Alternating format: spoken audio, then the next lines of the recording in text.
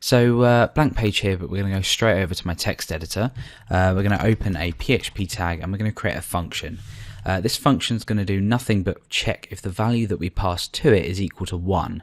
So I'm going to create this function and it's going to be called equals 1.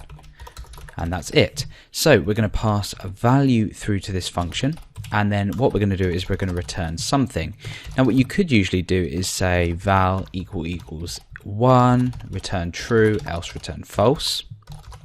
Or you could do if val is equal to 1, return true, and then with our semicolon, and then down here you could say return false. Now that would mean that this would return true, therefore this would never be executed.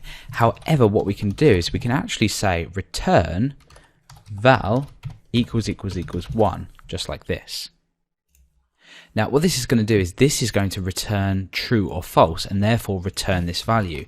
So what we can do is we can do a var dump on the return value of this function. So I could say equals 1 and then I could choose say the value 2 in there, and let's take a look at what that returns. Let's check the equals 1.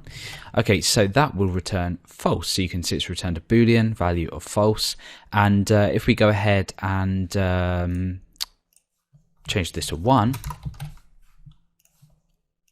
that's going to return true.